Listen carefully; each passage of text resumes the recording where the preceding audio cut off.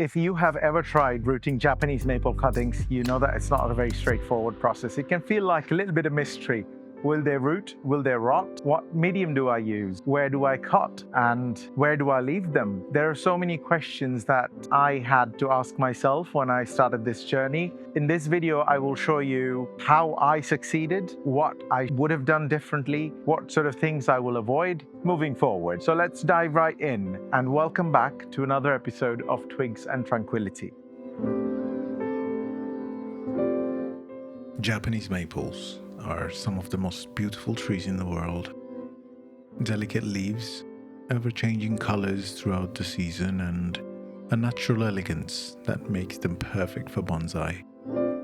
And if you already have one and you wish you had some more, taking cuttings might just be the simplest way to begin.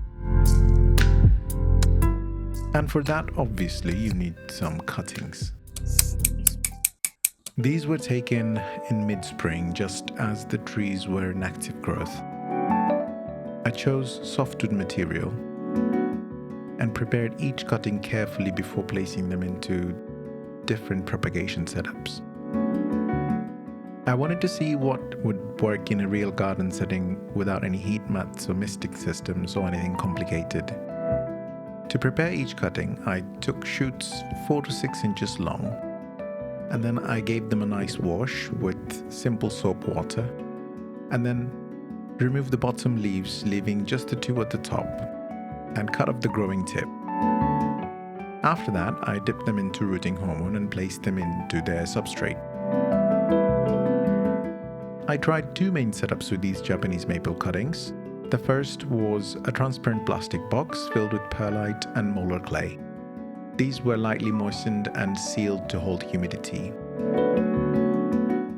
The second was where I placed molar clay at the base and put some vermiculite on the top, and then sealed them in a plastic bag and left them in a shaded corner of the garden.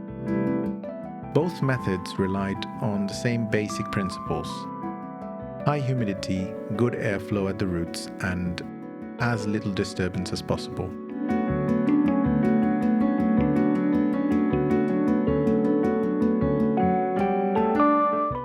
After a few weeks, this was the result.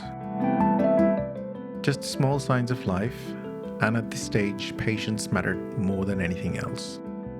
I tried my best to resist the temptation to pull anything out and check for roots. But I couldn't resist myself. I picked one up and voila, look at that. Absolutely gorgeous new roots.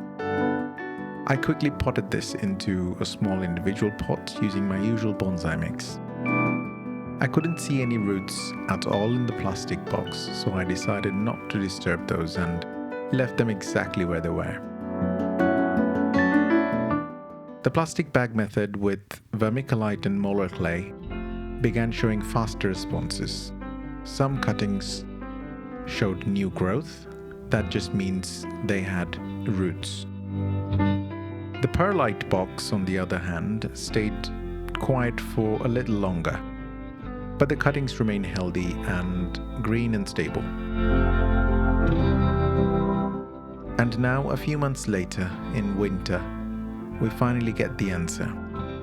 The most successful method overall was perlite and molar clay inside the transparent box.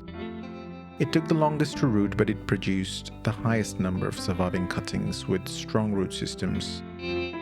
The quickest to root was vermiculite and molar clay inside the plastic bag.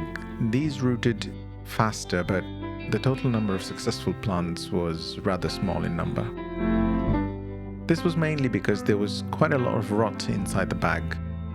Even though I didn't water them again, the closed systems stayed too moist from the initial watering. Once the roots were well formed, each successful cutting was then transferred carefully into its own individual pot.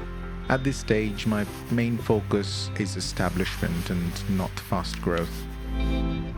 I wanted to keep the roots safe, protect them from frost, and free from rot. I also did some root pruning just to start the beginning of a nice nebari.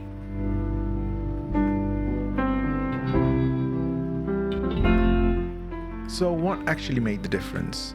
3 things stood out clearly. First, the growing medium. The combination of vermiculite and molar clay provided an excellent balance between moisture retention and drainage.